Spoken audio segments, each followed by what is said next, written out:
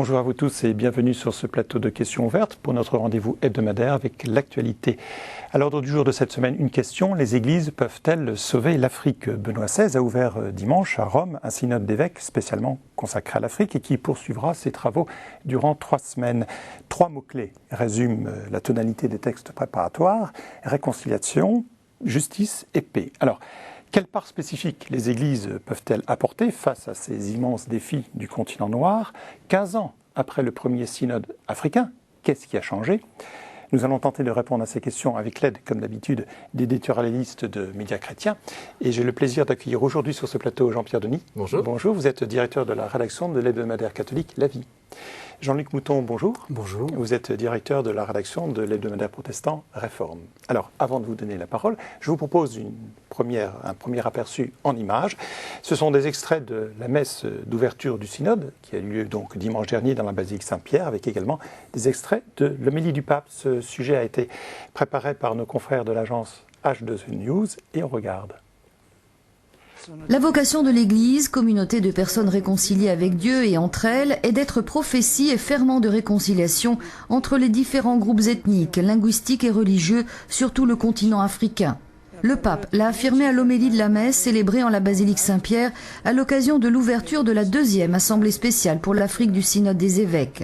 En présence de 244 pères synodaux qui du 5 au 25 octobre aborderont le thème « L'Église en Afrique au service de la réconciliation, de la justice et de la paix », Benoît XVI a rappelé que par son œuvre d'évangélisation et de promotion humaine, l'Église en Afrique peut apporter une grande contribution à la société qui connaît hélas dans de nombreux pays pauvreté, injustice, violence et guerre. L'Afrique représente un immense poumon spirituel pour l'humanité qui semble vivre une crise de la foi et de l'espérance, mais ce poumon peut tomber malade.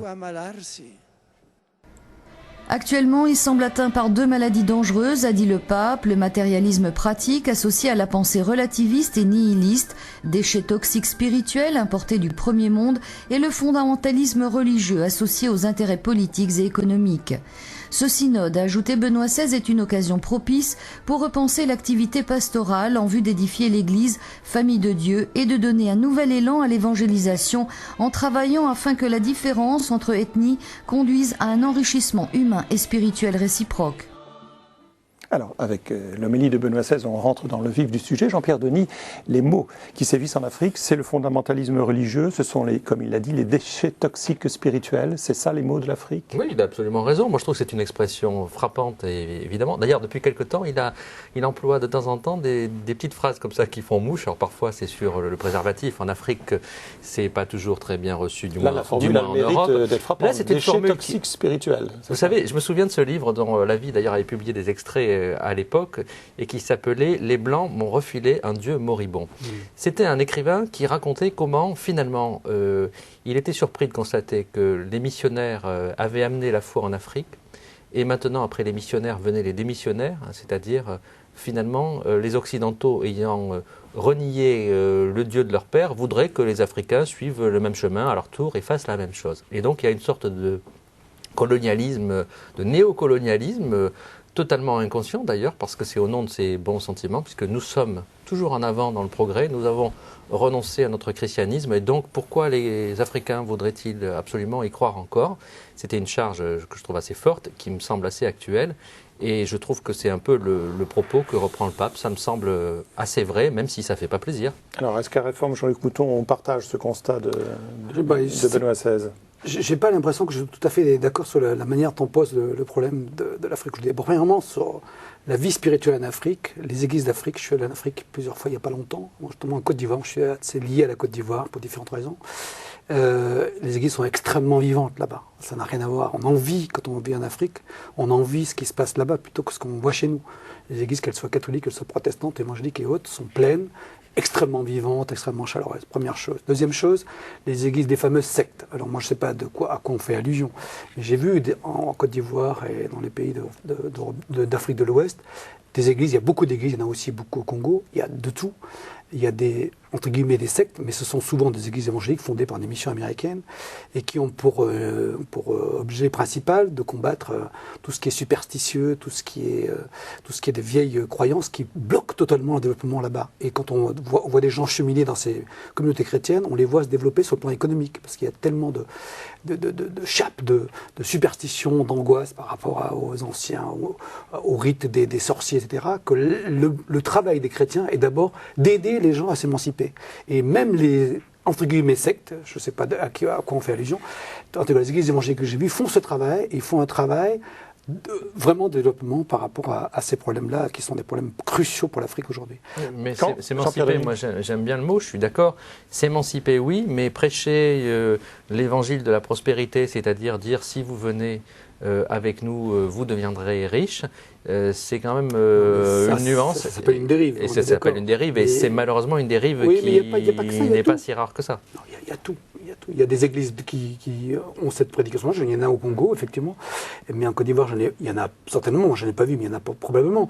Mais je veux dire, globalement, avant de rejeter tout ça dans l'enfer, il y a regarder de près, et il y a des gens qui font un travail formidable sur le terrain, et notamment qui permettent le développement, ce qui n'était pas le cas auparavant. Alors, je ne crois pas que ce soit exactement le cas de ce que veut dire le pape, me semble-t-il. On l'espère. Oui, il n'empêche qu'en effet que le thème des sectes est très présent dans les premières interventions, dans les congrégations générales au synode. Et alors justement, ce que je voulais vous demander, Jean-Pierre Denis, c'est que la réaction de Jean-Luc Mouton sur cette terminologie de secte, dans laquelle on peut mettre beaucoup de choses, en effet, est-ce que vous pensez qu'il n'y a pas un risque de poser le problème des concurrences des églises chrétiennes, en effet, puisqu'il y a un grand essor des églises évangéliques en Afrique, et que ça ne peut pas forcément être bien vu du côté de l'église catholique?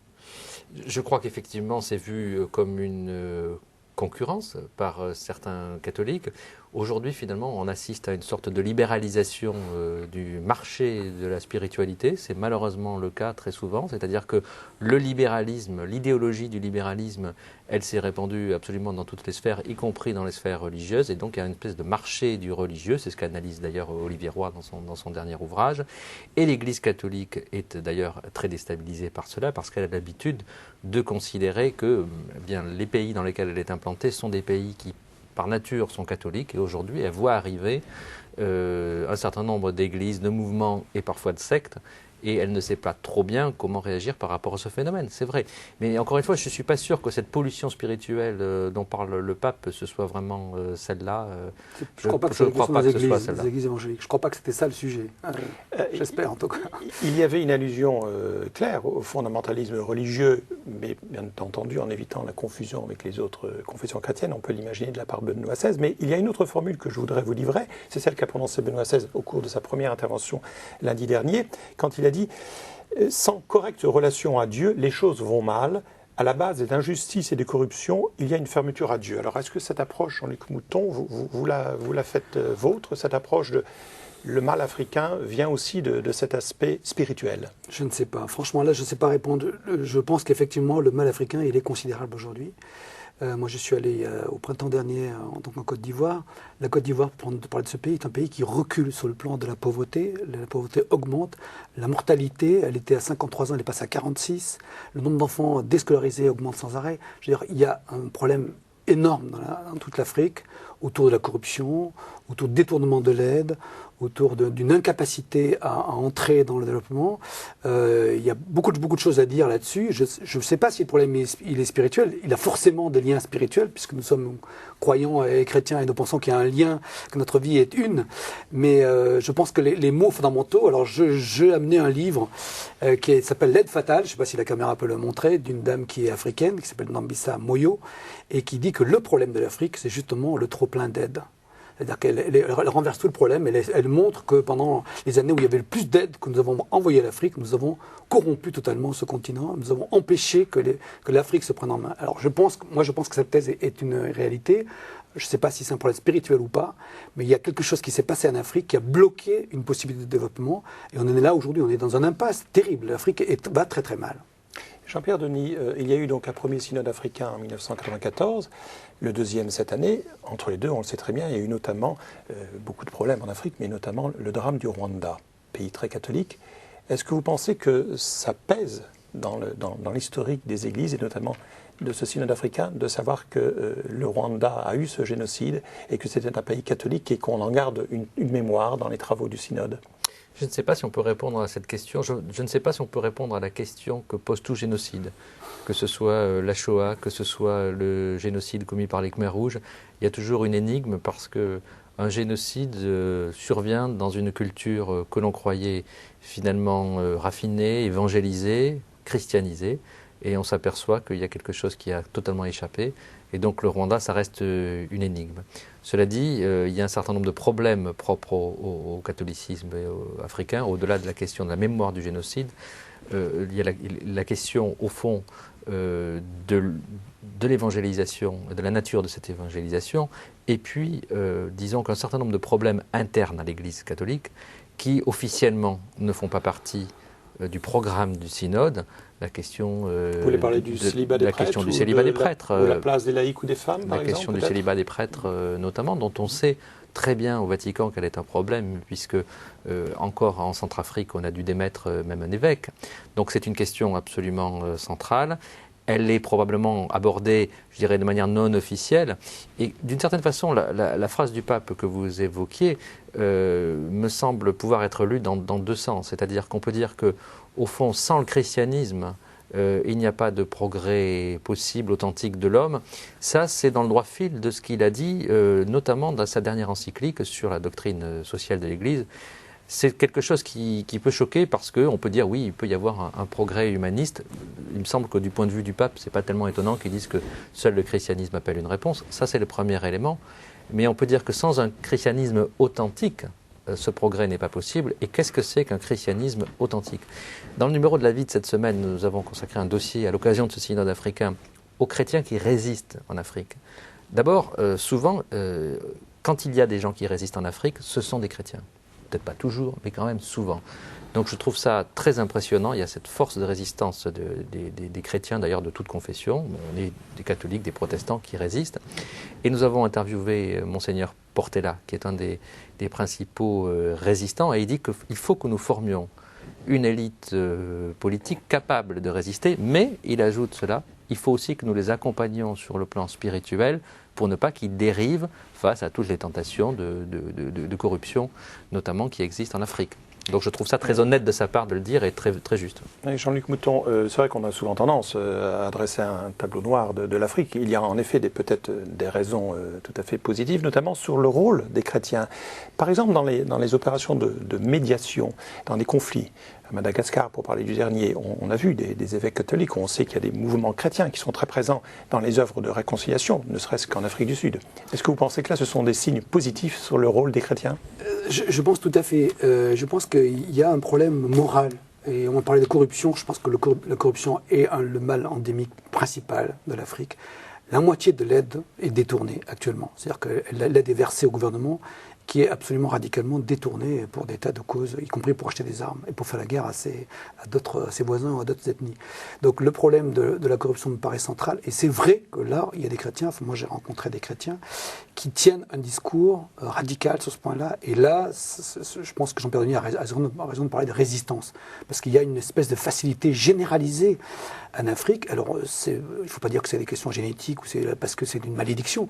C'est aussi lié à la colonisation, c'est aussi lié au rapport que nous avons avec l'Afrique, au rapport un peu condescendant d'aide, où on distribue de l'aide, où on pense que c'est scandaleux de laisser l'Afrique dans un état aussi épouvantable. Donc on envoie de l'aide systématiquement et on casse tous les réseaux économiques, c'est ce que montre ce livre entre parenthèses. Et donc là, il y a un vrai travail, je pense, sur les questions morales. C'est là que l'Église a une importance, les chrétiens ont une importance, c'est de trouver des moyens pour rompre cette fatalité de la corruption. Sauf qu'il faut être aussi réaliste, c'est-à-dire que les chrétiens sont dans tous les camps. Si vous parliez de Madagascar, c'est épouvantable. C'est-à-dire que le président de la République était le président de l'église protestante et son ennemi était dans une autre église. Et donc le lien entre politique et religion, là, a joué en défaveur de ces pays. Donc il y a aussi tout un travail à faire pour expliquer le rôle des religions et le rôle du politique, et que les rôles ne soient pas confondus. Alors je ne dis pas qu'il faut importer notre laïcité, je ne pense absolument pas ça, mais en tout cas la séparation de ces deux règnes me paraît essentielle aussi en Afrique, où les choses sont bien bien mélangé. Alors, autre point que je voulais dire, c'est qu'on dit souvent, il ne faut pas s'en mêler, il faut laisser les Africains faire tout seuls, c'est vrai. Mais il faut trouver, et c'est peut-être ça qu'on n'a pas trouvé, on envoie de l'aide, on accompagne, on est là présent, on dit ce qu'il faut faire. Mais il y a une manière d'être présent à l'Afrique qu'on n'a pas trouvée. L'Occident doit être présent, doit se mêler de leurs affaires, mais pas comme on l'a toujours fait, de manière comme ça, de manière colonialiste ou paternaliste, pour dire le mot, non pas en se culpabilisant ou en disant on intervient trop au passé, mais en trouvant avec les Africains un moyen d'être présent avec eux, parce qu'ils ont absolument besoin aussi qu'on accompagne leur les Africains qui se prennent en charge, donc un vœu formulé à de nombreuses reprises. Côté Église, Jean-Pierre Denis, on peut dire qu'en effet, l'Église catholique appelle de plus en plus les prêtres africains à prendre en charge leur diocèse, leur lieu. Il n'empêche que le synode se passe à Rome. Vous pensez que ça peut être paradoxal et que l'idéal, ce serait qu'un jour, le synode des évêques africains se passe en Afrique ? Je ne sais pas si ça changerait fondamentalement les choses. Je pense que certains participants à tel ou tel synode, il y a eu le synode de l'Asie, enfin disent qu'au fond, ils sont contents de sortir de leur contexte pour réfléchir justement sans être prisonniers d'un contexte politique. Donc les deux arguments peuvent se défendre. Je pense que ce qui est la mécanique de ces synodes, qui est toujours une mécanique imparfaite, puisque c'est une sorte de machinerie, d'horlogerie dans laquelle il est très difficile finalement de faire entrer de l'imprévu. Le débat est extrêmement cadré, les interventions sont finalement assez limitées. Il faut rappeler en effet qu'il y a de longs travaux préparatoires, qu'il y a des travaux pendant le synode pendant 3 semaines. Cela aboutit à des propositions qui sont faites au pape et qu'il lui reste la liberté d'en faire ce qu'il veut naturellement. Mais comme toujours dans ce genre d'événements internationaux, d'ailleurs, ce ne sont pas tellement les rapports finaux ou les documents préparatoires qui sont importants, c'est peut-être d'abord le fait que les gens se retrouvent pour pouvoir discuter entre eux. Je pense que dans un synode, il y a la distance par rapport au continent. Cette distance, à mon avis, donc, elle n'est pas forcément négative. Après, il y a la composition des synodes et on pourrait imaginer que des synodes soient pas seulement des synodes d'évêques, même s'il y a aussi des intervenants extérieurs, que ce soit un peu plus large et qu'il y ait une représentation plus large de la société chrétienne, africaine, au sens large du terme. Cela dit, encore une fois, quand on regarde d'un peu plus près, on voit que chez ces évêques africains, il y en a beaucoup qui sont des évêques résistants. Et j'ai sous les yeux le témoignage de cet évêque du Nord Kivu, que nous avons rencontré à la vie et qui est bien seul dans sa résistance par rapport au viol, notamment comme arme de guerre. Alors, Jean-Luc Mouton, on parle de la présence des prêtres catholiques africains. On peut naturellement aussi parler de la présence de religieux ou de laïcs d'autres confessions chrétiennes. Alors, l'Afrique, on le sait bien, ça nous amène souvent à penser aux grands fléaux que sont les épidémies, le sida. On sait que les églises sont très présentes sur ces dossiers-là.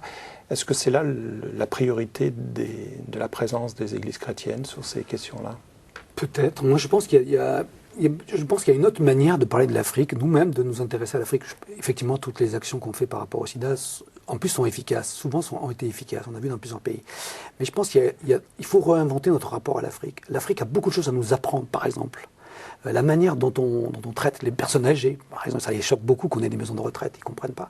Mais la solitude de l'Occident, de l'occidental, nos villes, c'est inimaginable pour les Africains. Et je pense qu'il y a une chaleur, il y a une dimension communautaire, il y a une dimension spirituelle, spontanée. Chez l'Africain, ça parlait des chants, ça parlait de la liturgie, qui doit nous apporter. Donc je pense qu'il faut qu'on invente un rapport avec l'Afrique nouveau. Et on ne peut pas dire il faut qu'on aide plus ou mieux ou de telle manière. Il faut qu'on vive avec eux. Il faut qu'on reçoive de l'Afrique. Il y a beaucoup à recevoir de l'Afrique sur le plan de l'humanité profonde, des profondeurs de l'humain. Je pense qu'il y a beaucoup de valeurs en Afrique qu'on a perdues, et familiales, oui, de solidarité. Et il y a là peut-être une manière, il faut réinventer une manière de vivre avec eux. Je pense qu'il faut absolument être en lien avec eux, mais il faut qu'on accepte aussi de recevoir beaucoup d'eux. Il y a déjà des prêtres et des pasteurs qui sont dans nos églises et qui leur apportent beaucoup, je pense. Alors, à vous écouter, Jean-Luc Mouton, je me souviens du premier synode africain lors de la messe d'ouverture dans la basilique Saint-Pierre, où il y avait devant moi, je m'y trouvais, il y avait devant moi une religieuse africaine qui, debout, scandait et chantait et s'est retournée vers moi en disant « Vous voyez, mais moi je suis à Rome et c'est maintenant nous qui allons vous évangéliser ». Est-ce que, Jean-Pierre Denis, on a toujours cette tendance, nous les Européens, à être des donneurs de leçons, y compris dans l'Église ? Et c'est le paradoxe, nous sommes des donneurs de leçons désabusés. Donc nous, c'est ce que... Fatigués. C'est fatigué. Et je suis de plus en plus frappé par ça, qu'on aille en Afrique, qu'on aille en Asie. On se rend compte que spirituellement, nous sommes souvent fatigués. Peut-être pas tous, peut-être que chacun d'entre nous l'est un petit peu, et pas toujours, j'espère. Mais en gros, c'est quand même le sentiment que peut donner l'Afrique, que peut donner l'Europe vue d'Afrique comme vue d'Asie. et nous sommes matériellement saturés. Donc je suis tout à fait d'accord, nous avons, je crois, quelques leçons à recevoir sur ce plan. En même temps, c'est notre richesse matérielle qui fait rêver aussi, ce continent qui a sa richesse spirituelle. Alors, dernière question, Jean-Luc Mouton, on parlait des relations entre le vieux continent et le continent africain. Il y a aussi un thème qui, pour l'instant en tout cas, n'est pas trop abordé au cours de ce synode africain, c'est la relation avec l'islam.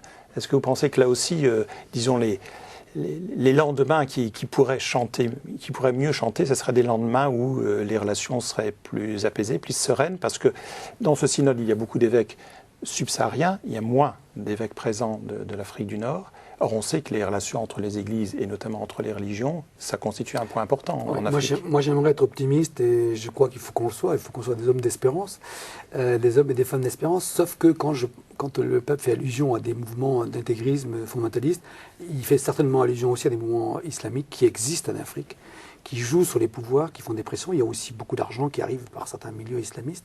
Donc il ne faut pas se cacher qu'il y a une tension là très forte dans pas mal de pays africains où il y a des musulmans.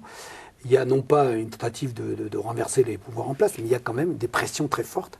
Et je crois qu'il ne faut pas être aussi, il faut à la fois être espérant, confiant, mais il faut être lucide sur ce qui se passe aussi. Alors, on aura l'occasion de suivre ce synode, bien entendu, puisqu'il dure 3 semaines. Je vous propose de passer à notre rubrique Contrepoint.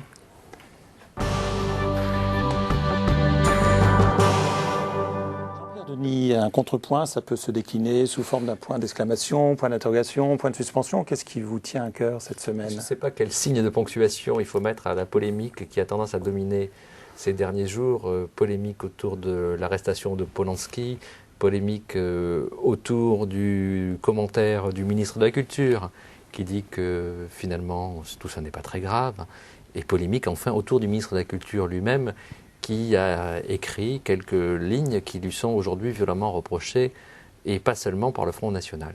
Et je trouve qu'on est quand même dans un drôle de microcosme parisien, et au-delà de ça, ce qui me frappe, c'est la question quand même des rapports entre morale et politique qui est posée, et c'est une question évidemment très importante parce qu'elle touche plusieurs des ministres d'ouverture, aussi bien Frédéric Mitterrand qui est aujourd'hui sur la sellette pour ses écrits, que le ministre Éric Besson, qui ces derniers temps ne cache pas ses ambitions de devenir Premier ministre et qui a finalement un parcours tellement sinueux qu'on peut se demander au fond où sont les convictions.